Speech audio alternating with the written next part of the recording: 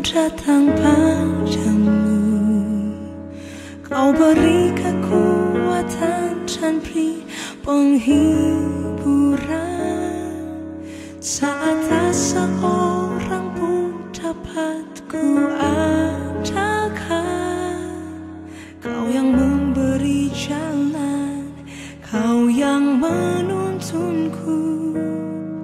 Saat ku tak mengerti dalam hidup ini. Hai dunia, Namun firman-Mu selalu kami sedang tidak baik.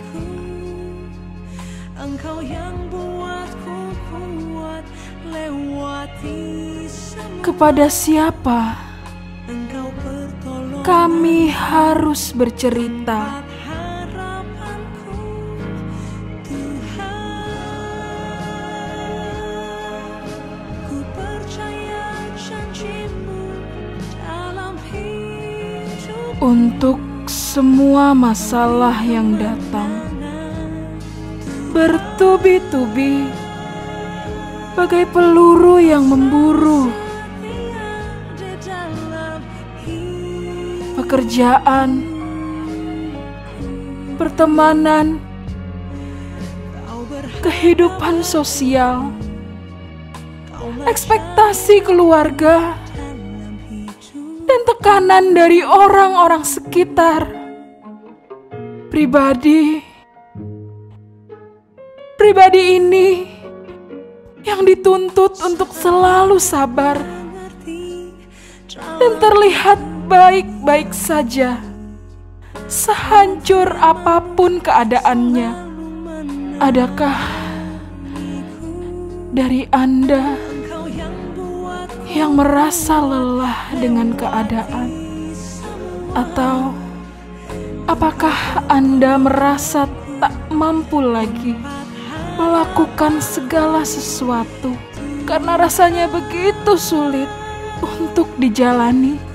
Atau apakah Anda saat ini sedang menghadapi pergumulan yang membuat Anda merasa bahwa Anda ingin menyerah dengan situasi dan kondisi saat ini?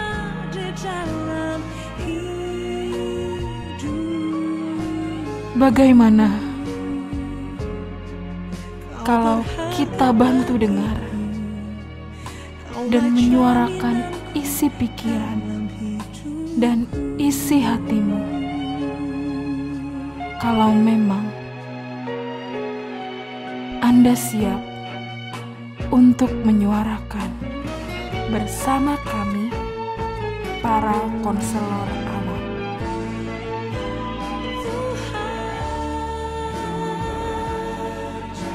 Ku percaya janji-Mu dalam hidupku. Kau beri kemenangan, Tuhan. Kau selalu setia di dalam hidupku.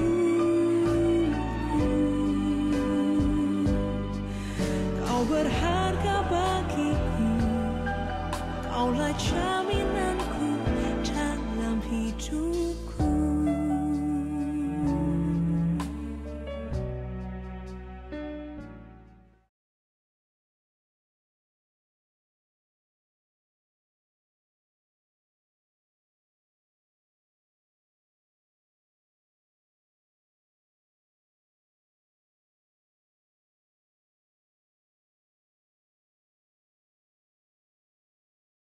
Selamat hari Minggu Jemaat Tuhan yang terkasih.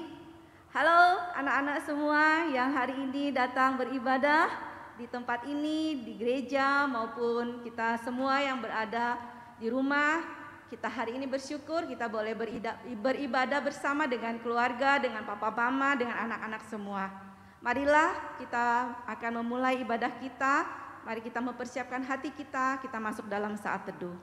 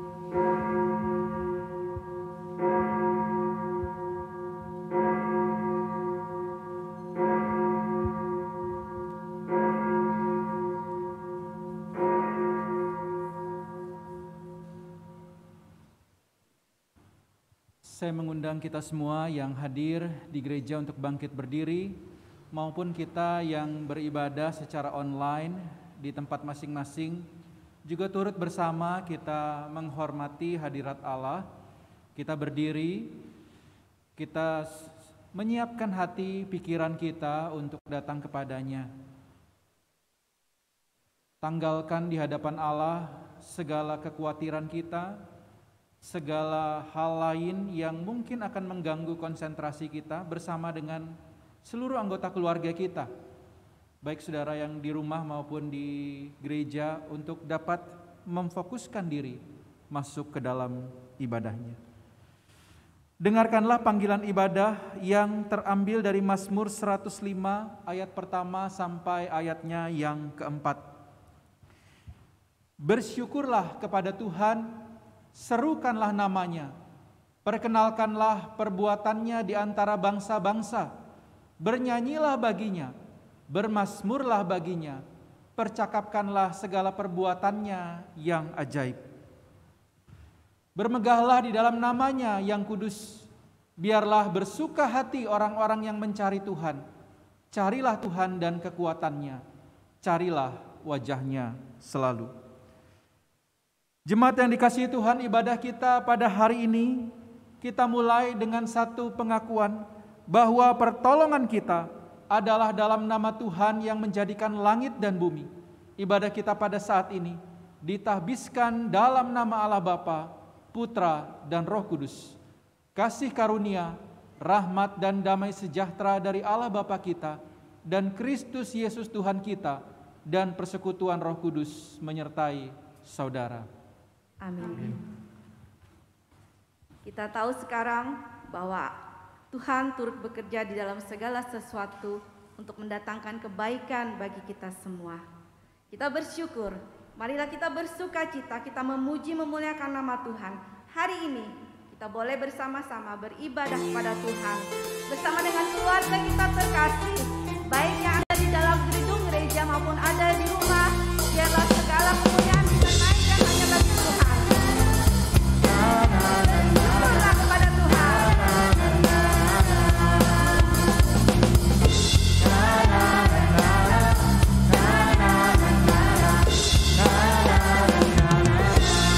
Haleluya, kita mau memuji Tuhan. Sebab kasih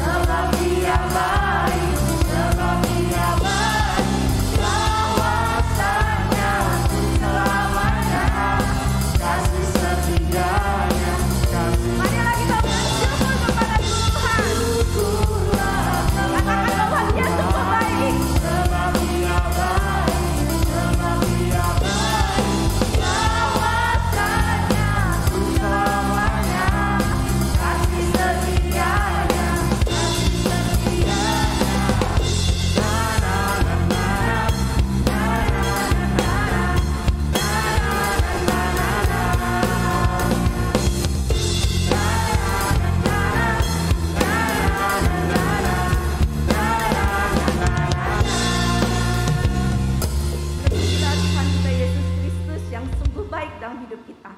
Jemaat dipersilakan duduk.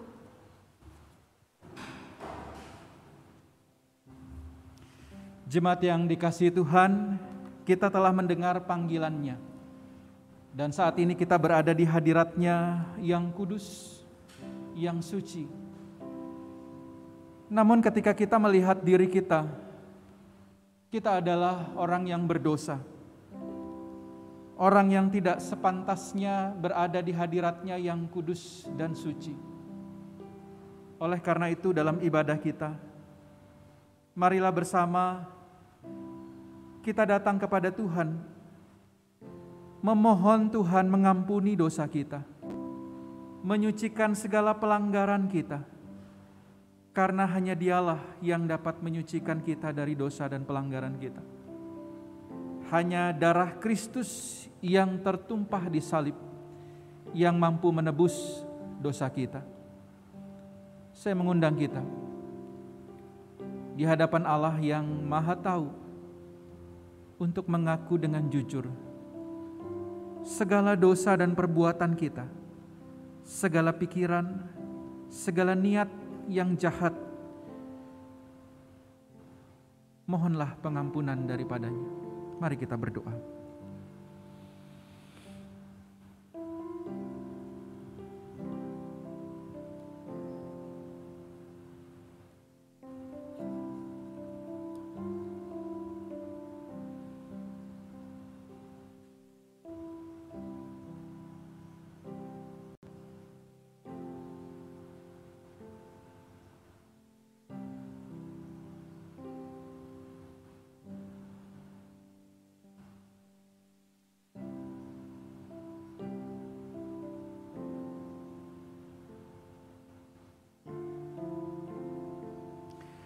Pandanglah pada Yesus yang begitu mengasihi engkau dan saya. Ia bahkan mencurahkan darahnya sehingga kita beroleh pengampunan dosa. Ya Tuhan, ini kami di bawah kaki salib-Mu, kami mengaku dosa-dosa kami. Apa yang tersembunyi di mata manusia dan di hadapan manusia, kami mengaku dengan jujur di hadapan-Mu. Ampunilah kami ya Tuhan.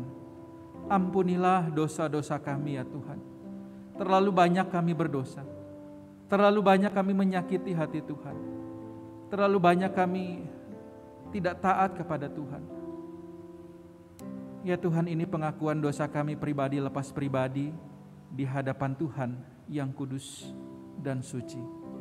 Terimalah doa pengakuan dosa kami ya Tuhan. Dalam nama Tuhan Yesus kami sudah berdoa. Amin.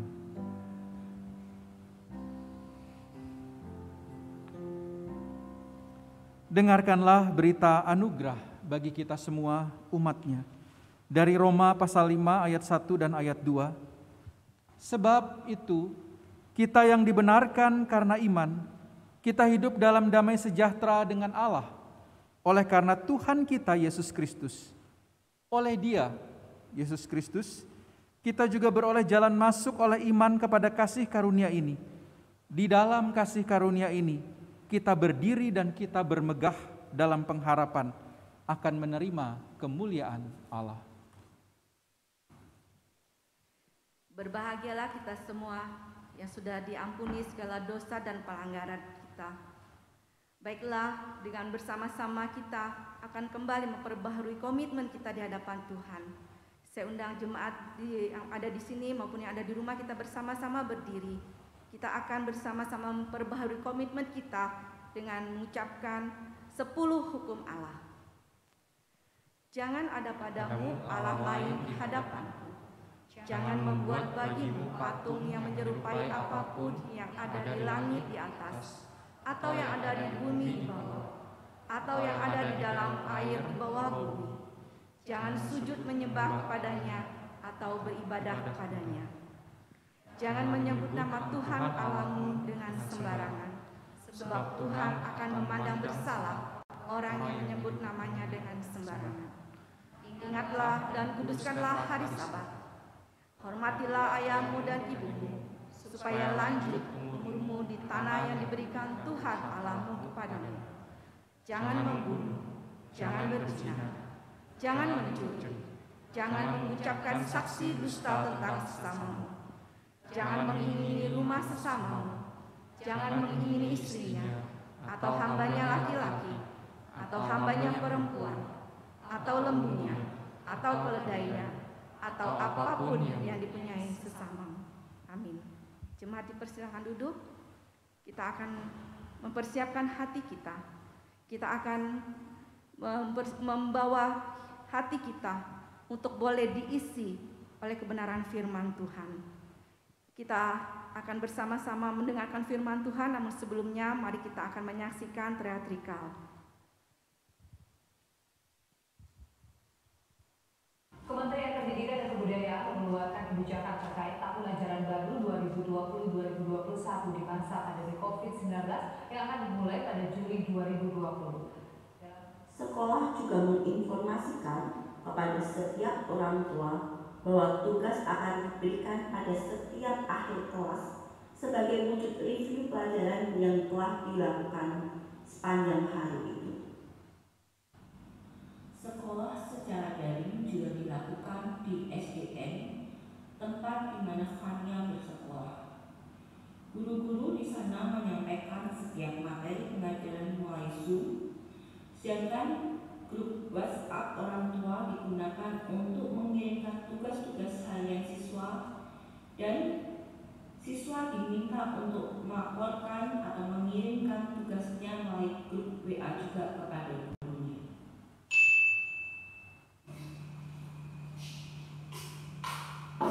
Pani,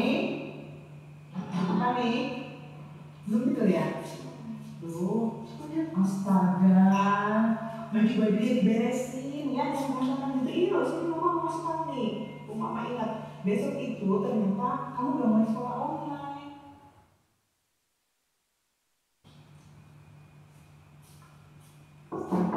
Pani, Pani, ayo sudah jam kami. Selamat pagi anak-anak. Hari ini kita akan mulai sekolah online. Aturan di kelas Bapak hari ini akan Bapak jelaskan dulu. Yang pertama, kalian semua diharapkan tetap membuka kamera. Fania pada awalnya mengikuti kelas dengan baik, dengan duduk tenang di depan laptopnya. Tetapi seringkali kebosanan melanda dirinya, sehingga ia menutup kamera dan ia mulai bermain game di HP-nya. Sekali-sekali dia memperhatikan pelajaran yang diajarkan oleh gurunya. Tetapi akibat perbuatannya, Fania selalu tidak dapat mengerjakan tugas-tugas yang diberikan. Sehingga pada suatu hari, guru Fania menghubungi mama Fania dan memberitahukan bahwa nilai-nilai Fania sangat menurun. Hah? Apa ya? Apa ya? Selamat siang, Bu. Halo, selamat siang.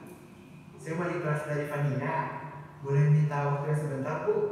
Saya ingin menginformasikan mengenai akademis Fania. Bu, sekolah online kan sudah berjalan selama 1 bulan nih. Dan selama itu juga nilai-nilai Fania mengalami penurunan. Bahkan Fania jarang juga mengumpulkan tugas. Ketika mengumpulkan tugas pun banyak nomor yang kosong. Apakah Fania ada mengalami kendala, Bu, dalam menerima pelajaran online ini? Tapi kalau selama ini sih semenjak yang belajar online ini, saya lihat dia terus ngikutin itu Pak.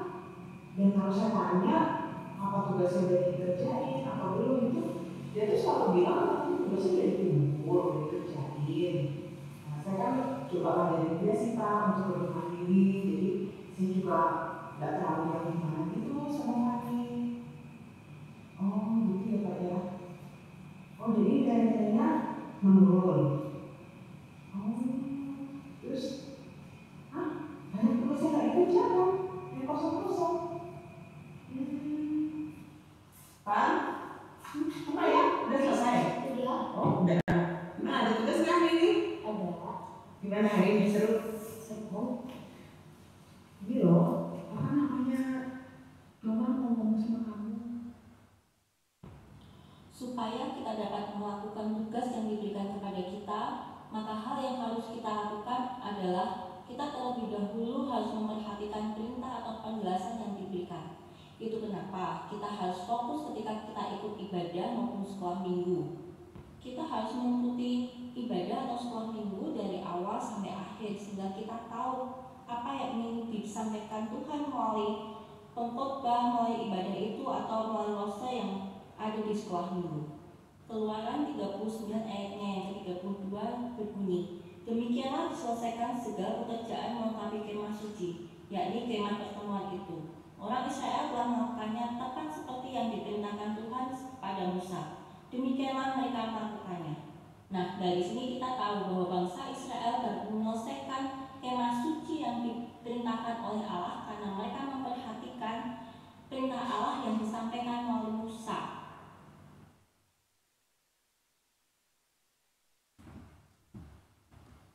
Ya, terima kasih ya Komisi Anak hari ini bergabung dengan kita dan mempersembahkan drama itu yang mungkin menjadi gambaran sebagian besar dari keluarga-keluarga hari ini. Mari kita berdoa dan mempersiapkan hati kita. Tuhan, terima kasih untuk kesempatan bagi kami boleh beribadah hari ini. Terima kasih anak-anak juga boleh kumpul bersama-sama dengan orang tua pada hari ini, sehingga anak-anak juga boleh belajar untuk membiasakan diri beribadah bersama dengan keluarga, menikmati ibadah bersama dengan anggota keluarga mereka. Terima kasih, tolong juga kami semua ya Tuhan. Kami tahu mungkin bagi adik-adik tidak terlalu terbiasa, tapi tolong supaya adik-adik juga bisa duduk, mendengarkan dan mengikuti ibadah pada hari ini. Terima kasih, ini doa kami dalam nama Tuhan Yesus kami sudah berdoa. Amin. Selamat hari Minggu ya buat Bapak Ibu Saudara yang hadir maupun yang ibadah online di rumah. Nah, mungkin gambaran tadi gambaran sebagian dari kita ya. Tapi saya juga ada tanya gitu ya. Sebagian juga cukup menikmati ternyata kondisi online ini dan cocok gitu ya dengan kondisi online. Meskipun sebagian juga merasa bahwa sudah ibadah online ini tidak lagi maksudnya belajar online ini tidak lagi efektif karena terlalu banyak godaan. Beberapa waktu yang lalu saya dengar satu dosen kami ya, saya juga lagi kuliah secara online. Nah Bang, ibadah online atau pembelajaran online ya, mirip-mirip, itu banyak godaannya. Ada dia bilang kisah satu orang itu bisa multitasking sambil belajar gitu ya, sambil kuliah. Layar yang lain itu sambil meeting kantor gitu. Jadi di waktu yang bersamaan bisa melakukan 2, 3, bahkan kalau dia canggih bisa 4 hal gitu, sambil chatting, sambil satunya nonton YouTube mungkin. Nah, jangan-jangan juga saudara, ibadah bisa jadi seperti itu kalau online. Godaannya. Kalau di gereja mungkin lebih kondisinya, suasananya mungkin tidak terlalu memungkinkan melakukan hal itu. Tapi kalau di rumah, wah godaannya lebih besar gitu ya. Mungkin lagi ibadah, ada tukang bakso lewat ya, pesen bisa sambil makan dan lain sebagainya. Atau mungkin saudara, banyak juga bagi kita yang cocok dan bisa beribadah dengan baik, saudara. Namun saudara, tetap kita tahu bahwa tantangan ibadah online hari ini adalah godaannya. Nah, hari ini kita akan bersama-sama membahas satu topik juga terkait dengan ibadah yang memang 1 bulan ini kita bicara tentang ibadah, saudara. Nah, di awal saya akan menyampaikan satu kisah, saudara ya. Mungkin kisah ini familiar, tapi kita coba cek apa saudara pernah dengar. Alkisah, saudara, sebuah kisah imajinatif tentang sebuah kerajaan. Dia mengadakan sebuah sayembara ya, atau kalau mungkin nggak familiar dengan bahasa sayembara, itu semacam perlombaan. Yang hadiahnya itu adalah putri daripada kerajaan itu, saudara. Lalu diumumkanlah, barang siapa mau menikah dengan sang putri, ada syarat yang harus ditepati. Yaitu apa saudara? Di luar benteng kerajaan itu ada jembatan dan ada sungai yang lebar, saudara. Namun sungai itu berisi hewan buas gitu ya. Ada buaya-buaya yang banyak di sungai itu. Lalu kemudian diumumkan siapa yang bisa menyeberangi sungai ini dan selamat, maka dia berhak untuk menikahi putri raja. Terus maka pria gagah, berotot gitu ya, perkasa, mulai memikirkan strateginya. Karena meskipun mereka badannya kuat, tapi sama buaya pasti robek, saudara. Nah, di saat yang lain mulai berpikir bagaimana bisa mengakali buaya seperti kancil ya. Ingat kisah kancil dan buaya, buayanya disuruh jejer gitu ya. Tapi kok rasanya tidak masuk akal kisah itu. Di saat yang lain coba berpikir bagaimana kalau kita bangun jembatan kayu gitu ya, pasang kayu. Di saat yang lain mulai berpikir bagaimana kalau kita kasih umpan, lempar daging ke sana, jadi buayanya lari ke sana, kita berenang. Belum selesai berencana, saudara, tiba-tiba ada suara nyebur gitu ya. Seorang pria menyebur ke sungai itu dan kemudian berenang dengan sangat cepat. Akhirnya terseberangilah sungai itu, saudara. Lalu kemudian semua orang tepuk tangan, lalu ditanyalah pria tadi, kamu hebat gitu ya. Kenapa kamu kok bisa berani menyeberangi sungai penuh buaya itu? Lalu dia katakan gini, saudara ya. Tunggu sebentar saya jawab pertanyaan itu, dia bilang. Sebelum saya jawab pertanyaan itu, saya mau tanya satu hal dulu, dia bilang. Siapa yang dorong saya tadi sehingga saya kecebur di sungai ini, saudara? Saudara, mungkin kisah ini sudah sering kita dengar, saudara. Tapi hari ini saya mau ngajak kita melihat dari perspektif ini, saudara. Kita seringkali berada dalam posisi pria ini, saudara. Kita tercebur, terjebak, kita tidak tahu kenapa ada di sini. Lalu kita melakukan sesuatu yang dipandang orang baik, tapi sebenarnya kita lakukan itu tanpa makna, tanpa tahu kenapa kita melakukan itu. Kenapa saya harus sekolah? Anak-anak malah sekolah gitu ya, karena enggak tahu kenapa dia harus sekolah. Kenapa sih saya harus sekolah onsite? Pernah nanya enggak sama papanya gitu ya, kenapa sih saya harus sekolah? Orang tuanya jawab, ya harus gitu. Tanpa menjelaskan kenapa, sehingga anak-anak tidak bisa memaknai lagi sekolahnya seperti apa. Kenapa kita harus menikah? Ya namanya sudah dewasa ya harus menikah gitu ya. Sehingga ya itu dijalani begitu saja tanpa tahu alasannya atau maknanya apa. Sehingga menjalaninya hanya sekedar menjalani. Kenapa saya harus ke gereja? Kenapa saya harus ibadah? Kenapa sih saya harus mengikuti ibadah setiap minggunya? Sehingga saudara, banyak orang hari ini dalam tanda petik saudara, seolah-olah ibadah itu tercebur gitu ya. Terjebak. Saya datang ibadah karena didorong nih sama papa mama tadi. Ayo ibadah, yuk bangun. Akhirnya dia tercebur ke situ, saudara. Bahkan mungkin banyak hari ini remaja atau pemuda ketika ditanya, kenapa kamu pilih jurusan itu? Gitu. Dia bilang, saya tercebur ke situ. Nggak tahu kenapa. Atau pemuda, kenapa kamu kerja itu? Dia bilang, saya terjebak. Saya nggak tahu harus kerja apa lagi. Sehingga yang dilakukannya, baik kuliah, bekerja, sekolah, itu tidak bisa lagi dimaknai, tidak bisa lagi dinikmati, tidak bisa lagi disyukuri. Karena mereka menganggap itu hanyalah sebuah rutinitas di mana mereka terjebak di dalam hal itu. Saudara, dalam bulan ibadah kita akan secara fokus, saudara, bicara tentang ibadah yang kita lakukan tiap minggu. Supaya jangan sampai ketika kita ditanya ya, kenapa saudara datang ibadah, kenapa saya beribadah hari ini, lalu kita bilang, siapa yang dorong saya ibadah tadi? Kita tidak tahu kenapa menjalaninya. Nah, bersyukur bulan ini kita diajarkan bahwa ibadah yang kita kerjakan setiap minggu ini itu punya makna dan tujuan, bukan sekedar melakukan tradisi, bukan sekedar melakukan kebiasaan, bukan sekedar melakukan rutinitas, bukan sekedar datang, atau kalau online bukan sekedar nyalain handphone dan klik linknya, bukan sekedar duduk mendengarkan, bukan sekedar kalau ada pujian kadang ikut nyanyi, kalau lagunya dia tahu ya, ikut nyanyi.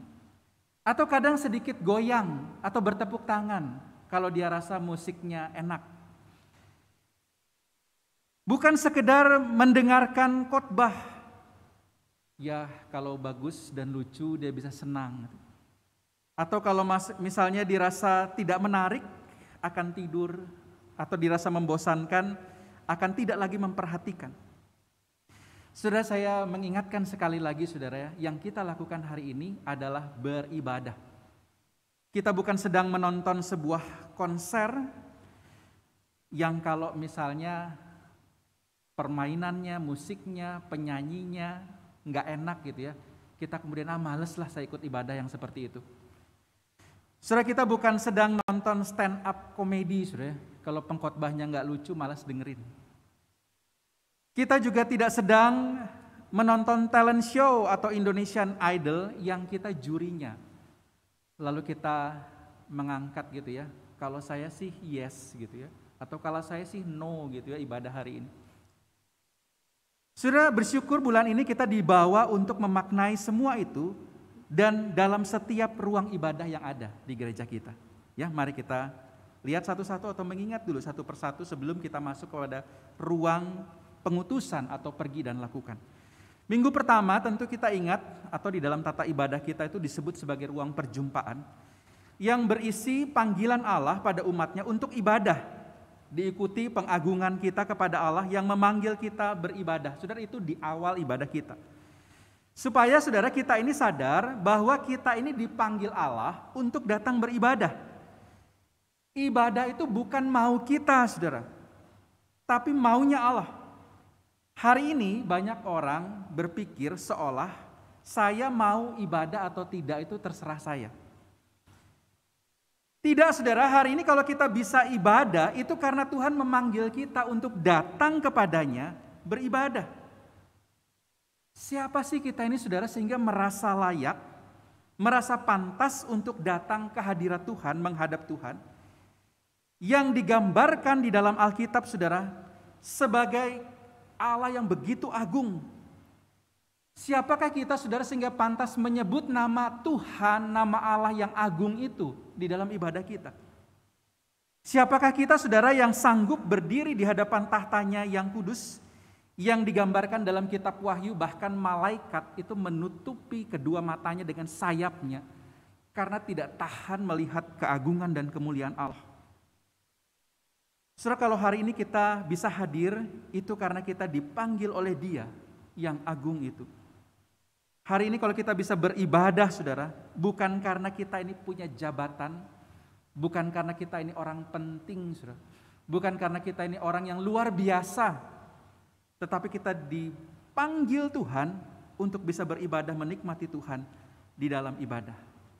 Bapak, Ibu, adik-adik semua, anak-anak ya, hari ini kalau kita itu bisa datang ibadah, itu bukan karena kita bisa gitu ya, tetapi oleh karena Tuhan yang panggil kita untuk datang ke hadirat-Nya.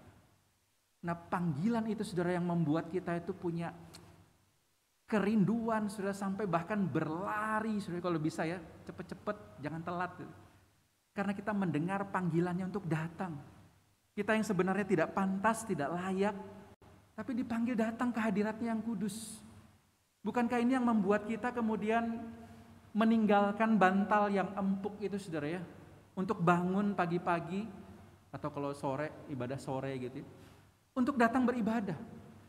Bukankah panggilannya itu yang membuat kita meninggalkan sejenak cuan kita saudara, yang katanya kalau minggu itu banyak menghasilkan duit gitu. Kita rela tinggalkan itu sejenak karena kita dipanggil oleh Allah yang agung, Allah yang mulia, yang sebenarnya kita tidak pantas tapi dipanggil untuk beribadah. Bukankah itu yang membuat kita rela melakukan perjalanan jauh ya? Saya tahu jemaat kita paling jauh Buyulan ya, bisa jauh sekali dari Banjarbaru kemari. Kalau bukan karena mendengar panggilannya saudara, saya yakin bukan karena GKKA ini ternyaman gitu, gereja yang ternyaman seBanjar. Saya yakin rumahnya mungkin lebih nyaman ya kalau kita pernah ke rumah Buyulan. Tapi panggilan Allah yang agung itu untuk beribadah itu yang membuat kita rela melakukan apa saja meninggalkan saudara apa yang nyaman buat kita, karena kita mendengar panggilannya untuk beribadah. Saudara, ada yang pernah bertamu ke rumah Pak Jokowi? Saya belum pernah itu ya. Kecuali kita itu keluarganya atau istrinya atau anaknya saudara, maka kita tidak bisa seenaknya bukan masuk ketuk pintu ke rumah Pak Jokowi. Pak, saya mau ketemu gitu ya. Belum sampai pintu, sampai pagar kali kita sudah ditangkap sama pas pampres. Tapi ketika sang presiden itu berkata kepada pegawainya, saya mengundang si A, si B, si C untuk datang ke rumah saya, maka saya yakin saudara tidak akan ada yang berani halangi gitu. Karena sang pemilik rumah itu yang mengundang saudara datang. Nah saudara, demikian juga kalau kita hari ini kita bisa beribadah, marilah kita bersyukur. Bukan karena saya siapa, tetapi karena Tuhan mengasihi kita dan memanggil kita untuk datang beribadah. Maka setelah itu saudara, kita bisa bernyanyi dengan penuh pengucapan syukur, kita mengagungkan Tuhan. Terima kasih Tuhan, Engkau Allah yang agung, Engkau Allah yang luar biasa yang telah memanggil kami untuk beribadah. Kita berterima kasih kepadanya. Pujian kita bukan lagi sekedar melihat wah ini enak musiknya atau baik gitu ya. Tapi pujian kita itu akan dari hati karena kita menyadari Tuhan yang memanggil kita beribadah. Saudara, di sini kita berhadapan dengan Allah yang agung dalam ibadah kita. Lalu saudara, minggu kedua kita mengingat ada ruang perjanjian. Tadi ada yang kita sebut sebagai doa pengakuan dosa. Ada berita anugerah, ada pembaharuan komitmen kita. Saudara, ini kelanjutan dari alur ibadah yang mengalir tadi saudara ya. Setelah kita datang, kita sadar bahwa kita dipanggil oleh Tuhan, kita masuk ke hadirat Tuhan dengan ucapan syukur dan kesungguhan hati, lalu kita berhadapan dengan tahta Allah yang kudus itu, maka perlu pengakuan dosa. Saudara, kalau baca kisah perjanjian lama, bangsa Israel itu kalau mau masuk ibadah, saudara, itu ada ruang-ruangnya, saudara. Dia di depan itu ada pencucian sebagai lambang. Kalau mau masuk ke hadapan Tuhan itu harus cuci dulu ya. Sebagai lambang kita itu harus bersih di hadapan Tuhan. Saudara kita yang non-Kristen atau beragama Muslim, itu simbol itu dilakukan dengan mencuci tangan dan bagian-bagian tubuhnya sebelum dia masuk ruang ibadah. Nah, tapi sebenarnya itu saudara simbol. Tapi sebenarnya yang terpenting adalah bagaimana kita mencuci hati, pikiran kita, perbuatan kita untuk bisa menghadap tahta Allah. Nah, sehingga dibutuhkan yang namanya pengakuan dosa. Oleh karena itu ketika pengakuan dosa, marilah kita sungguh-sungguh karena kita tahu kalau kita masuk ke hadapan Tuhan tanpa kita mengakui dosa dan diampuni dosa, maka sebenarnya kita sedang berhadapan dengan murka Allah. Oleh karena Dia yang kudus dan suci itu membenci dosa. Akui saudara di dalam ibadah kita, makanya ada ruang pengakuan dosa dan ada berita anugerah. Lalu bukan hanya di sana ya, ada pembaharuan komitmen. Kita berkomitmen untuk hidup baru. Kenapa saudara? Karena tanpa komitmen kita hanya akan menganggap pengampunan dosa itu sebagai sesuatu yang murah, gampang didapat gitu ya. Hari ini ngaku dosa disucikan, Senin sampai Sabtu kotor-kotor lagi gitu ya. Minggu ngaku dosa disucikan lagi. Seolah-olah dianggap pengampunan dosa itu murahan. Sehingga perlu ada yang namanya pembaharuan komitmen, kerinduan kita untuk semakin hari semakin lebih baik lagi di hadapan Tuhan.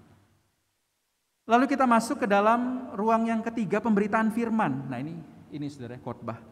Di mana kita menyediakan telinga dan hati untuk mendengar firman Tuhan. Di sini kita berhadapan dengan Allah yang bersabda melalui hambanya. Saudara, saya ini bukan siapa-siapa, saudara. Saya ini hanya penyampai apa yang Allah kehendaki untuk disampaikan.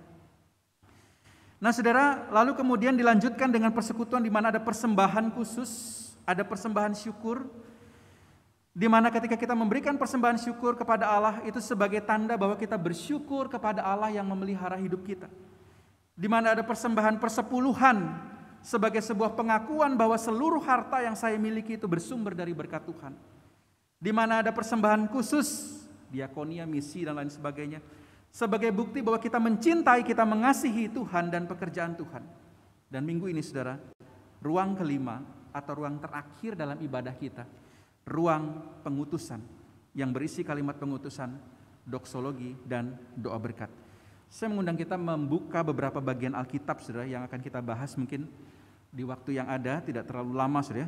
Keluaran pasal 39, ayatnya yang ke-32, lalu ayatnya yang ke-43, lalu pasal 40 ayatnya yang ke-16. Mari perhatikan Alkitab kita dari Keluaran pasal 39. Ayatnya yang ke-32 dan 43. Demikian saya bacakan. Demikianlah diselesaikan segala pekerjaan melengkapi kemah suci, yakni kemah pertemuan itu. Orang Israel telah melakukannya tepat seperti yang diperintahkan Tuhan kepada Musa. Demikianlah mereka melakukannya.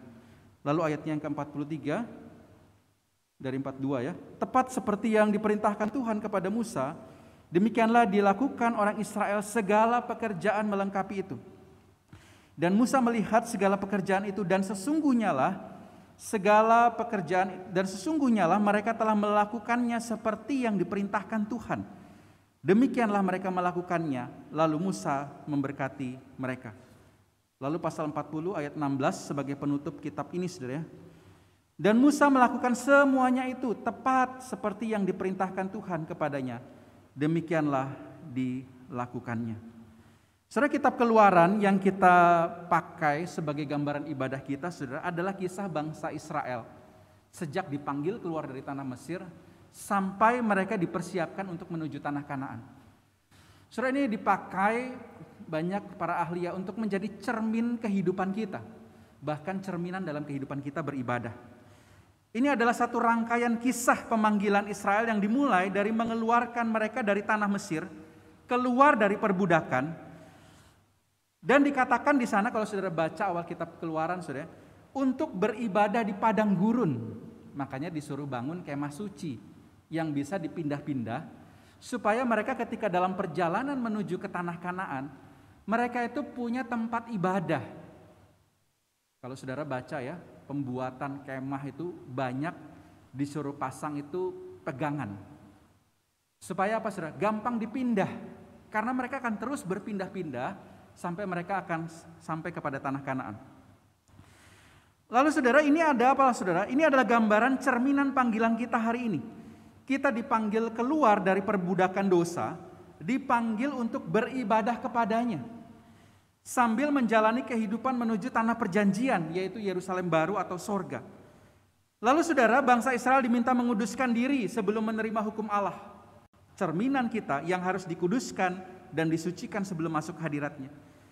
Lalu bangsa Israel menerima hukum Allah dan juga seluruh ketetapan Allah dengan kesungguhan mendengar seluruh firman-Nya. Di dalamnya ada perintah membangun kemah suci dan seluruh kelengkapannya, ada meja ukupan dan lain-lain. Lalu kemudian tidak berhenti di sana, ayat-ayat tadi yang kita baca menunjukkan mereka itu bukan hanya mendengar, tapi juga pergi dan melakukan sesuai dengan apa yang dikatakan Tuhan melalui Musa. Saudara, di Alkitab saya tuh saya buat notes, saudara. Kalau saudara buka dari pasal misalnya, ketika mereka mulai membuat atau melakukan apa yang diperintahkan Tuhan, itu sebenarnya dimulai dari pasal 36, saudara. Misalnya, membuat kemah suci, pasal 36 ayat 8, saudara. Itu saudara bandingkan dengan Keluaran 26 ayat 1, perintah untuk membuat kemah suci. Saudara bisa lihat itu begitu detailnya itu dibuat, saudara. Sampai ketika dia bilang, itu harus terbuat dari kain ungu muda dan kain kirmisi dengan ada kerupnya. Lalu panjang tiap-tiap tenda 28 hasta. Ditentukan saudara ukurannya. Dan mereka dikatakan di sini, lalu semua ahli di antara tukang-tukang itu membuat. Dan saudara kalau baca terus, saudara, di sini banyak kalimat pasif seperti ini, saudara. Dibuatlah tabir itu. Juga dibuatlah oranglah tirai untuk pintu kemah itu. Dibuatlah, saudara. Persis seperti yang Tuhan mau. Membuat tabut perjanjian merujuk kepada pasal 25. Membuat meja roti sajian merujuk pada pasal 25 ayat 23. Dibuatlah meja itu dari kayu penaga. Kalau kita baca pasal 25 ayat 23, Tuhan bilang, buatlah meja itu dari kayu penaga. Persis seperti itu, saudara, dikatakan dibuatnya lah. Lalu pasal 37 ayatnya yang ke-25, membuat pembakaran ukupan. Ini merujuk kepada pasal 30 ayat 1, dibuatnya lah, persis. Lalu seterusnya, saudara, membuat bejana pembasuhan, membuat pelataran, ini merujuk kepada pasal 27. Sehingga saudara, kalau saudara lihat kalimat-kalimat dibuatnya lah, saudara, lalu saudara bandingkan dengan perintahnya, maka tidak salah kalau di sana dikatakan di sana mereka melakukannya tepat seperti apa yang diperintahkan Tuhan, persis seperti apa yang diperintahkan Tuhan. Saudara, begitu presisi mereka melakukan apa yang diperintahkan Tuhan. Saudara bayangkan, saudara ya, kalau ini misalnya tidak sampai pasal 36, terus selesai gitu, saudara. Lalu nggak ada kisah dibuatnya lah, nggak ada. Sehingga saudara itu hanya sekedar sebuah perintah. Maka saudara bayangkan itu tidak akan ada artinya. Satu perintah untuk melakukan sesuatu tapi tidak dilakukan. Nah, sehingga saudara, penting sekali bagi bangsa Israel untuk menuliskan kalimat ini, saudara. Musa menerangkan bahwa apa yang diperintahkan oleh Tuhan itu dibuat persis, dilakukan persis sebagaimana yang diperintahkan Tuhan. Saudara, sehingga saudara ini kalau kita tarik sebagai satu gambaran ibadah, maka seharusnya lah, saudara, ibadah itu tidak berhenti di dalam gedung gereja. Tetapi ketika kita, saudara, sesuai dengan alurnya itu, saudara, bagaimana kita datang kepada Tuhan, kita diampuni, disucikan, lalu kemudian saudara kita mendengar sabda Tuhan, lalu kemudian kita memberi persembahan syukur kita, maka kalau kita berhenti di situ, saudara, maka sungguh, saudara, apa yang kita alami itu hanya kita alami sendiri, saudara, tapi tidak berdampak bagi orang lain, tidak berdampak bagi dunia ini, saudara. Nah, sehingga saudara, di dalam sebuah ibadah itu ada yang namanya ruang pengutusan, di mana kita diutus. Apa yang kita dengar, apa yang kita rasakan, apa yang kita alami dalam ibadah ini, saudara, di mana kita merasakan hadirat Tuhan, kita itu diutus untuk membagikannya kepada orang lain. Bawa orang lain untuk merasakan apa yang kita rasakan di dalam gedung ini, saudara. Bawa orang lain untuk mendengar apa yang kita dengar di gedung ini, saudara. Bawa orang lain untuk kita mempraktekkan apa yang diminta oleh Tuhan di dalam gedung ini, saudara. Kita bawa itu kepada orang lain. Berita Injil itu, kabar baik itu, saudara. Saudara, kalau kita baca Efesus 2 ayat 8 sampai 10, Paulus di sana menuliskan, saya bacakan, saudara, Efesus 2 ayat 8 sampai 10. Di sana dikatakan demikian. Sebab karena kasih karunia kamu diselamatkan oleh iman, itu bukan hasil usahamu tapi pemberian Allah. Itu bukan hasil pekerjaanmu, jangan ada orang yang memegahkan diri.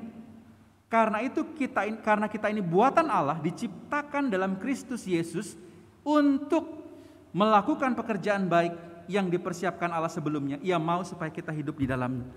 Saudara, seringkali orang hanya stop di ayatnya yang ke-9, saudara. Bersyukur kita sudah diselamatkan. Bersyukur kita sudah ditebus. Terima kasih saya bisa datang ibadah. Terima kasih Tuhan mengampuni dosa saya. Tapi stop di sana, saudara, sampai lupa bahwa kita ini diselamatkan, saudara. Bukan tanpa tujuan. Tuhan itu bukan iseng ya. Waduh, kasihan lihat kamu mau masuk neraka, ya sudah saya selamatkan, saya berkorban untuk kamu. Aduh, kasihan dia ini kalau berdosa hidupnya hancur, saya selamatkan kamu. Seringkali banyak orang stop sampai di situ, saudara. Terima kasih Tuhan, aku sudah diselamatkan. Tapi tidak menyadari bahwa karya Tuhan, anugerah Tuhan yang agung itu dilakukan untuk mengembalikan manusia kepada tujuannya yang semula, yaitu melakukan pekerjaan yang baik. Sehingga saudara, saya mau katakan kita diselamatkan untuk sesuatu, saudara, untuk melakukan sesuatu. Kita bukan melakukan sesuatu untuk diselamatkan, tapi kita diselamatkan untuk melakukan sesuatu, yaitu apa? Pekerjaan baik. Dan menarik di sini dikatakan yang sudah disiapkan Allah sebelumnya. Allah sudah menyiapkan pekerjaan-pekerjaan baik itu, saudara. Dia sudah berfirman di Alkitab, saudara ya. Dia sudah memberikan perintah. Dia sudah siapkan sejak dahulu perintah-perintah itu, saudara, yang bisa kita praktekkan di dalam kehidupan kita. apapun peran kita, saudara, ketika kita keluar dari gedung ini, kalau kita jadi pengusaha, saudara, maka di sana Allah mengutus kita menjadi pengusaha yang baik, pengusaha yang melakukan pekerjaan baik, bukan hanya sekedar sebuah pekerjaan. Karena saudara misalnya ini pengusaha, dia bisa saja jadi pengusaha tapi dia tidak melakukan pekerjaan yang baik. Caranya apa? Dia jadi pengusaha yang kotor, pengusaha yang menipu dan lain sebagainya. Tapi kalau dia sadar dia diselamatkan untuk melakukan pekerjaan yang baik, maka dia sadar ketika dia diutus keluar dari ruangan ini, dia harus melakukan pekerjaan baik oleh karena dia sudah diselamatkan. Ketika dia sekolah, saudara, anak-anak belajar, dia tahu bahwa ia diselamatkan, ia ditebus untuk melakukan pekerjaan yang baik. Jadilah anak sekolah yang baik. Saudara, beberapa waktu saya pelayanan di satu tempat di mana ada dokter gitu ya, perawat. Lalu saya tanya kepada mereka gitu ya, siapa di sini yang masuk jurusan ini terpaksa gitu? Wah, saudara enggak mau ngaku semua gitu ya. Oke, kalau semua tidak terpaksa, saya mau tanya, kenapa kalian pilih menjadi dokter, menjadi perawat gitu? Nah, saudara, penjelasannya menarik, saudara. Misalnya dia katakan itu, oh karena tidak ada perawat, maka saya jadi perawat. Oh karena dokter sedikit. Loh maksudnya apa gitu ya? Kalau sedikit, apakah artinya itu banyak bisa jadi keuangan gitu ya? Tidak ada saingan? Atau apa gitu, saudara? Tapi saudara, ayat ini mengingatkan kita bahwa kita diutus melakukan pekerjaan baik. Artinya jadi apapun kita, saudara. Mau jadi pengusaha, ekonom, dokter, perawat, bidan, pelayan Tuhan, hamba Tuhan, itu semua ada makna yang mulia atau pekerjaan baik di dalamnya. Sehingga apapun profesi kita, ketika kita keluar dari gedung gereja ini, atau saudara beribadah online, ketika saudara selesai ibadah, maka saudara diutus untuk menjadi hambanya yang melakukan pekerjaan baik yang sudah ia persiapkan sebelumnya. Apapun profesi kita. Nah, saudara, seharusnya ibadah tidak berhenti di gedung gereja. Seharusnya ibadah tidak berhenti di waktu kita ibadah. Tetapi itu berlanjut ketika kita diutus untuk pergi dan melakukan. Anak-anak, setelah selesai ibadah ini, apa yang mau kalian lakukan gitu ya? Kalau kita masih sekolah, ya jadilah siswa yang baik gitu. Kita sekolah dengan sungguh-sungguh, dengan satu pemahaman bahwa saya sekolah untuk dipersiapkan nantinya menjadi pribadi sesuai dengan panggilan saya. Entah itu jadi pengusaha, hamba Tuhan di gereja, entah itu jadi akunting, entah itu jadi saintis. Tapi itu adalah pekerjaan baik yang Tuhan siapkan buat saya. Makanya saya mau belajar dengan baik hari ini. Kalau hari ini kita sebagai orang tua, kita pun juga dipanggil untuk melakukan pekerjaan baik. Jadi orang tua sudah untuk mempersiapkan pribadi-pribadi ini menjadi orang-orang yang siap untuk melakukan pekerjaan yang baik yang telah Tuhan persiapkan sebelumnya. Saudara, jangan biarkan itu berhenti di gedung gereja. Mari kita sebagaimana tema kita hari ini, kita pergi dan lakukan apa yang sudah dipersiapkan oleh Tuhan, apa yang difirmankannya sejak dahulu kala kepada kita semua. Lakukan itu, pekerjaan yang baik dan mulia, dan jadilah saksinya. Amin. Mari kita tunduk kepala, kita berdoa. Ya Tuhan, terima kasih untuk bulan ini secara khusus kami bisa memaknai setiap ruang dalam ibadah kami. Dimulai dari perjumpaan kami dengan Allah yang agung, perjumpaan dengan Allah yang kudus, yang menuntut kami untuk suci. Tapi bersyukur anugerah Yesus Kristus yang menyucikan kami.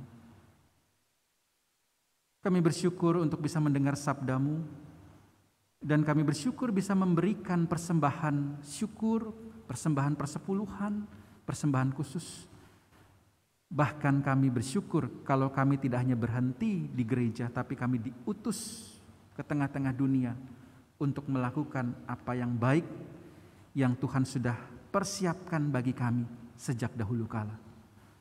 Tuhan berkati panggilan kami masing-masing, baik sebagai pengusaha, sebagai karyawan, sebagai anak-anak yang sekolah, supaya kami bukan hanya sekedar hidup melakukan satu perbuatan atau pekerjaan, tapi kami paham di balik itu ada panggilan yang mulia dan kami diutus ke sana untuk melakukan firman-Mu. Terima kasih untuk firman-Mu hari ini. Berkati anak-anak yang sedang menggumulkan panggilan mulianya, mereka yang sedang studi, mereka yang sedang sekolah, sehingga mereka paham bahwa mereka sebenarnya dipanggil untuk satu pelayanan atau pekerjaan yang mulia, yaitu pekerjaan baik yang telah Tuhan siapkan sebelumnya. Kami bersyukur untuk ibadah keluarga hari ini. Dalam nama Tuhan Yesus kami sudah berdoa. Amin. Tuhan memberkati kita. Kita bersyukur untuk firman Tuhan yang boleh kita dengar pada hari ini. Biarlah melalui kebenaran firman Tuhan kita mau melakukan pekerjaan baik yang Tuhan percayakan di dalam hidup kita. Jemaat, saya undang kita bersama-sama berdiri. Kembali kita akan mengikrarkan iman kita. Kita akan bersama-sama mengikrarkan iman kita dengan pengakuan iman rasuli. Aku percaya kepada Allah, Bapa yang Maha Kuasa, Khalik langit dan bumi, dan kepada Yesus Kristus, Anaknya yang tunggal Tuhan kita, yang dikandung daripada Roh Kudus, lahir dari anak darah Maria, yang menderita sengsara di bawah pemerintahan Pontius Pilatus, disalibkan, mati dan dikuburkan, turun ke dalam kerajaan maut. Pada hari yang ketiga, bangkit pula dari antara orang mati, naik ke surga, duduk di sebelah kanan Allah, Bapa yang Maha Kuasa, dan dari sana Ia akan datang untuk menghakimi orang yang hidup dan yang mati. Aku percaya pada Roh Kudus, gereja yang kudus dan am, persekutuan orang kudus, pengampunan dosa, kebangkitan orang mati, dan hidup yang kekal. Amin. Jemaat dipersilakan duduk kembali. Saatnya kita akan membawa persembahan syukur kita kepada Tuhan. Persembahan boleh ditransfer melalui rekening BCA atau jemaat yang berada di gereja dapat memindai melalui QRIS yang ada di depan kursi jemaat, ataupun jemaat yang mengalami kesulitan di dalam mentransfer dapat mengambil amplop yang ada di meja perjamuan tamu di belakang nanti setelah selesai ibadah, dan dapat memberikan persembahan. Disediakan kotak persembahan yang juga ada di samping meja multimedia di belakang. Biarlah kita boleh memberi persembahan dengan penuh syukur kita kepada Tuhan.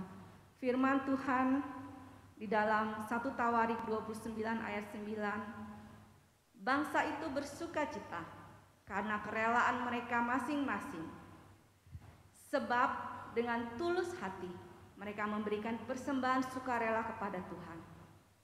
Marilah kita memberikan persembahan kita dengan kerelaan hati, dengan ucapan syukur, karena Tuhan Yesus sudah terlebih dahulu memberkati kita.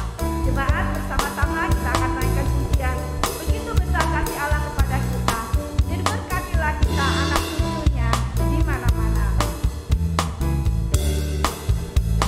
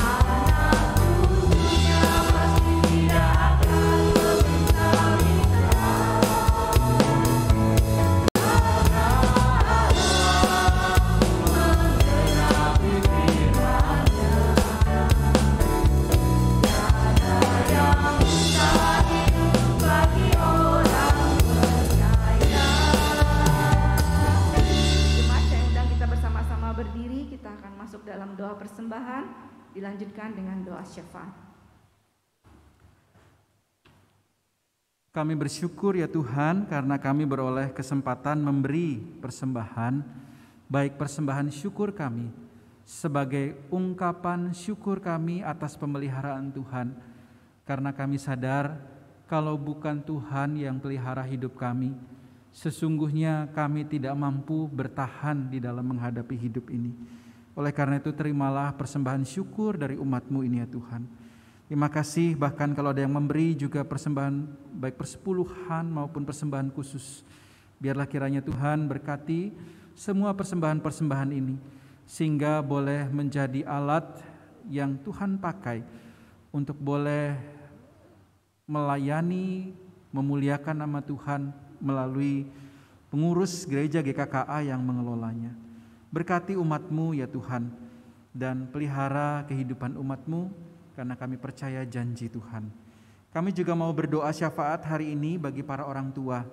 Ya Tuhan, biarlah mereka boleh menjadi teladan sebagai pelaku firman dan bukan hanya pendengar saja. Biarlah mereka juga boleh meneladankan kepada anak-anak apa artinya tidak berhenti di gedung gereja, tapi mereka juga mencontohkan bagaimana firman itu dibawa ke tempat pekerjaan, ke tengah-tengah keluarga. Tuhan, kami tahu tidak mudah.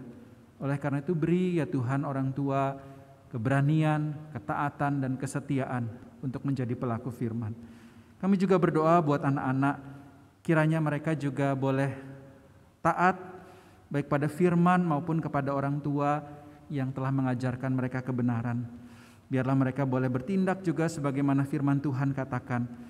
Mereka boleh menghormati orang tua, mereka boleh dengar-dengaran pada orang tua mereka, karena mereka sadar bahwa saat mereka masih anak-anak, Tuhan mempercayakan kedua orang tua sebagai perwakilan Allah sendiri untuk membesarkan dan menghidupi mereka. Terima kasih. Kami juga berdoa untuk bangsa dan negara kami ya Tuhan, yang kami tahu hari ini kondisi pandemi di Jakarta semakin naik terus. Kami berdoa ya Tuhan, biarlah kiranya Tuhan tolong para ilmuwan, para dokter, para medis bisa dengan hikmat Tuhan boleh menemukan satu cara atau satu pengobatan yang tepat untuk bisa mengalahkan atau menghentikan pandemi ini. Kami doakan juga supaya masyarakat tidak lengah, karena kami sadar bahwa pandemi ini belum hilang, tapi masih ada, sehingga kami juga tetap waspada. Sekalipun begitu banyak kelonggaran saat ini, kami mau ingat bahwa pandemi ini masih ada. Tuhan, kami juga berdoa, biarlah kiranya Tuhan memberkati tubuh-tubuh setiap manusia, umat-Mu secara khusus, sehingga kami boleh punya tubuh yang sehat, sehingga melalui tubuh yang sehat itu ada imun yang baik untuk juga melawan segala sakit penyakit, termasuk virus COVID yang ada. Terima kasih ya Tuhan, kami juga mengingat yang sakit, yang lemah tubuh, kiranya Tuhan juga menolong mereka. Kami masih mengingat Ibu Mira, Cik Kuingim, Bapak Yapi, Papa Saudara Maria, Ibu Luciana, Mama dari Ibu Erli, Pendeta Emeritus Paulina Lo, Bapak Fu Hian Fui, Bapak Punlung, Ibu Suan Kim, Ibu Mainawati, Bapak Andi Cahyono juga yang sedang menjalani pengobatan di Surabaya, Bapak Budi Hartono. Biarlah kiranya juga Tuhan tolong umat-Mu yang sedang lemah tubuh, mereka juga boleh tetap punya pengharapan di dalam Tuhan. Kami mengingat juga mereka yang berulang tahun, baik pernikahan maupun berulang tahun kelahiran. Biarlah kiranya di dalam usia yang ditambahkan, baik pernikahan maupun kelahiran, mereka bisa menyadari bahwa usia yang bertambah itu berarti ditambahkan lagi kesempatan, baik untuk bertobat maupun untuk menambahkan lagi perbuatan-perbuatan baik yang sudah Tuhan persiapkan bagi mereka. Terima kasih, ini doa syukur kami, dan kami akan mengakhiri doa syafaat kami dengan doa Bapa kami yang sebagaimana yang Tuhan Yesus ajarkan kepada kami. Bapa kami yang di sorga, dikuduskanlah nama-Mu, datanglah kerajaan-Mu, jadilah kehendak-Mu di bumi seperti di sorga. Berikanlah kami pada hari ini makanan kami yang secukupnya, dan ampunilah kami akan kesalahan kami, seperti kami juga mengampuni orang yang bersalah kepada kami. Dan janganlah membawa kami ke dalam pencobaan, tapi lepaskanlah kami daripada yang jahat, karena Engkaulah yang punya kerajaan dan kemuliaan sampai selama-lamanya. Amin. Tibalah kita memasuki ruang yang kita bahas hari ini dalam ibadah kita, yaitu kita diutus ke tengah-tengah dunia ini. Oleh karena itu jemaat semua, arahkanlah hatimu kepada Tuhan. Pergilah ke dalam dunia dengan damai, miliki keberanian, pertahankan apa yang baik, jangan lakukan yang jahat, hiburlah mereka yang tawar hati, kuatkanlah mereka yang lemah, bantulah mereka yang menderita, hormati semua orang, kasihi dan layanilah Tuhan, bersukacitalah dalam kuasa Roh Kudus. Amin. Marilah kita dipakai oleh Tuhan. Kita mau diutus menjadi saksi Kristus dimanapun kita berada, mewartakan Injil, kabar baik yang Tuhan sudah berikan kepada kita. Kita boleh membagikannya kepada sesama kita. Biarlah kita boleh mengakhiri ibadah kita pada hari ini. Segala kemuliaan, segala hormat, segala pujian penyembahan kita hanya untuk kemuliaan Tuhan. Biarlah ibadah kita pada hari ini boleh berkenan hanya kepada Tuhan saja.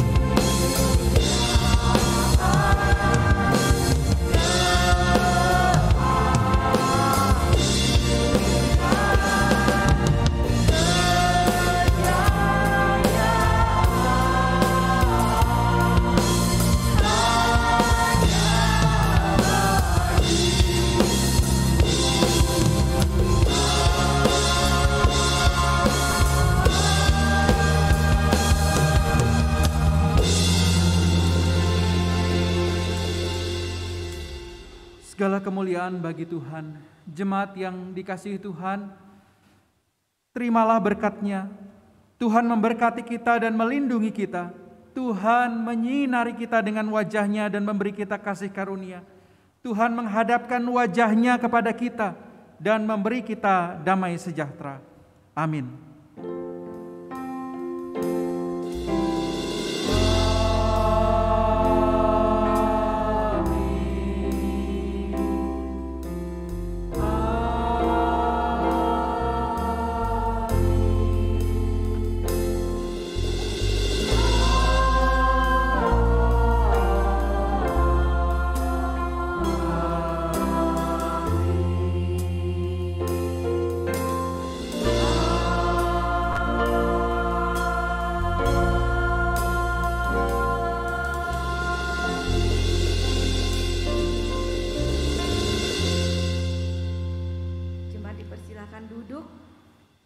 Kita bersyukur untuk ibadah keluarga yang boleh kita nikmati hari ini. Kita bersyukur kita boleh bersama-sama dengan keluarga kita tercinta, bersama dengan anak-anak, kita boleh mengikuti ibadah dengan penuh sukacita. Biar Tuhan Yesus memberkati kita semua. Kita akan bersaat teduh, kemudian akan mendengarkan warta lisan yang akan disampaikan oleh hambanya, Penginjil Wahyudi. Tuhan Yesus memberkati kita. Selamat hari Minggu dan sampai jumpa.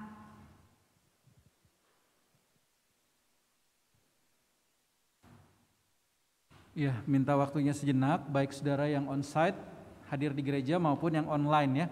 Jangan dipindah dulu channelnya dan perhatikan beberapa pengumuman yang cukup penting ini saudara. Yang pertama, terima kasih untuk pelayanan hari ini yang dilayani oleh Komisi Anak Hosana. Kita tahu setiap minggu kelima ya ada ibadah bersama keluarga. Mari gunakan kesempatan itu untuk menikmatinya bersama anggota keluarga kita. Mari kita juga bimbing anak-anak kita untuk setia rajin beribadah, baik dalam ibadah keluarga maupun dalam ibadah minggu-minggunya ya. Kalau mereka anak-anak, mereka ikut sekolah minggu, kalau mereka remaja, pemuda, mari mereka dorong juga mereka untuk ada di komunitas ibadah. Dan doakan untuk persiapan pelayanan anak ini secara on-site ya. Beberapa waktu lalu juga sudah diumumkan. Lantai 3 sedang kita persiapkan dan terima kasih buat Bapak Ibu Saudara yang sudah memberikan dukungannya baik dana maupun doa-doa ya, sehingga bisa sedikit demi sedikit ya kita mulai mencicil persiapan lantai 3. Namun masih dibutuhkan juga cukup banyak ya terkait interior. Saudara kiranya yang memang Tuhan titipkan berkat atau saudara yang punya kerinduan mengasihi pelayanan dan pekerjaan Tuhan, saudara bisa ambil bagian dengan memberikan dukungan, baik dana maupun doa, saudara. Lalu minggu depan ada ibadah perjamuan disertai perjamuan kudus yang dilayani oleh Pendeta Saul Simatupang dari Sinode GKKA. Jemaat yang ikut online jangan lupa mengambil hosti di sekretariat gereja. Yang kita yang mau ikut silahkan daftar ya, daftar onsite. Dan ada persekutuan komunitas usia indah pada hari Jumat tanggal 4 Februari. Jadi Pak Saul itu datangnya hari Jumat itu ya. Dan langsung pelayanan untuk komunitas usia indah. Dan komunitas usia indah ini rencananya akan on-site ya di gereja, dilayani oleh Pendeta Saul dengan protokol kesehatan tentunya. Ini semangat orang tua untuk datang ke gereja gitu. Saya kadang-kadang kalau lihat semangat mereka, kadang-kadang suka nyari anak pemuda mana ini gitu. Orang tua bisa semangat gitu ya datang ke gereja. Lalu kemudian ada sehubungan hari Selasa ini adalah tahun baru Imlek, maka PDP kita liburkan atau tiadakan saudara ya. Bukan karena kita tidak menghargai persekutuan ini, tapi memberi kesempatan buat saudara untuk bersama dengan keluarga karena pas tanggalnya gitu. Saudara bisa menikmati persekutuan dengan keluarga dan anggaplah itu PDP saudara gitu ya. Bisa mendoakan keluarga satu dengan yang lain. Kalau saudara tidak ada keluarga mungkin ya, bingung mau kumpul sama siapa, nanti kontak-kontak aja gitu. Silahkan atur sendiri mau persekutuan personal gitu ya. Sebagai pengganti PDP silahkan.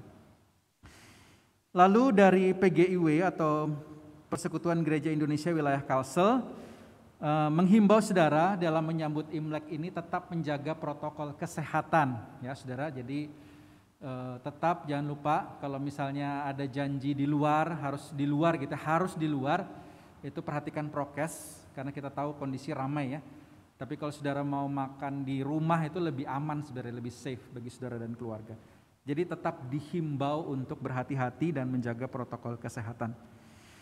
Lalu vaksinasi booster ketiga yang sudah mulai dilayani di puskesmas-puskesmas untuk baik anak-anak maupun segala usia. Saya mendorong saudara untuk mengambil vaksinasi ketiga atau booster ini. Sehingga varian Omikron ini bisa kita lawan bersama saudara ya. Jadi kalau saudara ada dengar di puskesmas, ambil saudara vaksin ketiga ini atau booster. Apalagi bagi yang belum divaksin pertama dan kedua ya. Segera ambil vaksin pertama dan kedua. Oke, saya rasa itu saja saudara ya. Selamat hari Minggu, selamat mempersiapkan diri. Minggu depan kita ada perjamuan kudus. Tuhan memberkati, selamat hari Minggu. Bagi Bapak Ibu Saudara yang ibadah onsite boleh keluar ruangan, dan bagi saudara yang online bisa mengikuti Warta Digital di channel YouTube. Terima kasih.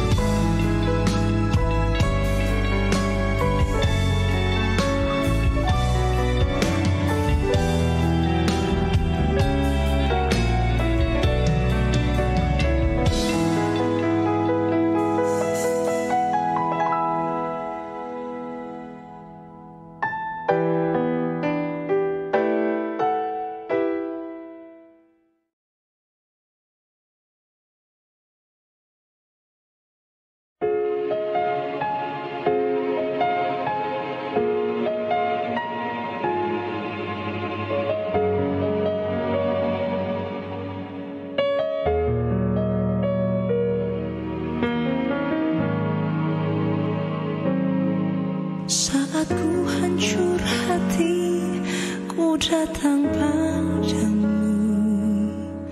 Kau beri kekuatan dan beri penghiburan. Saat tak seorang pun dapat ku andalkan, Kau yang memberi jalan, Kau yang menuntunku. Saat ku tak mengerti dalam hidup ini, Hai dunia, namun firman-Mu selalu kami sedang tidak baik. Engkau yang buatku kuat lewati semua. Kepada siapa Engkau bertolong kami harus bercerita? harapanku, Tuhan.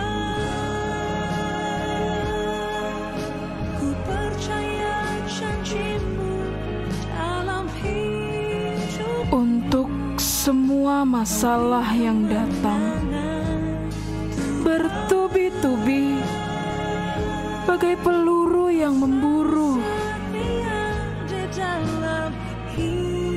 pekerjaan, pertemanan, kehidupan sosial, ekspektasi keluarga, dan tekanan dari orang-orang sekitar. Pribadi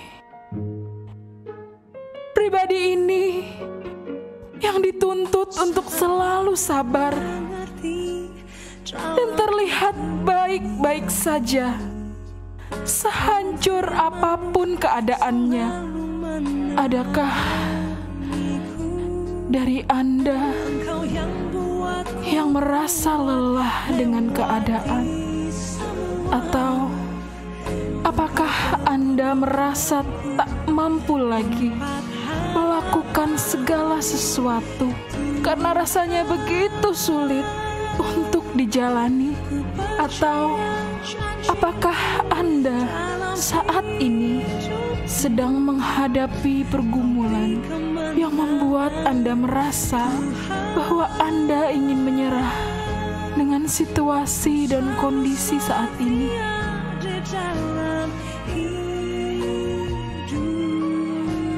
Bagaimana kalau kita bantu dengar dan menyuarakan isi pikiran dan isi hatimu? Kalau memang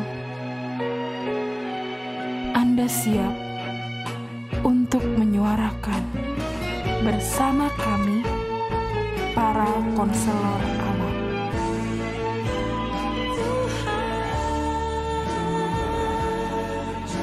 Ku percaya janji-Mu dalam hidupku. Kau beri kemenangan, Tuhan. Kau selalu setia di dalam hidupku.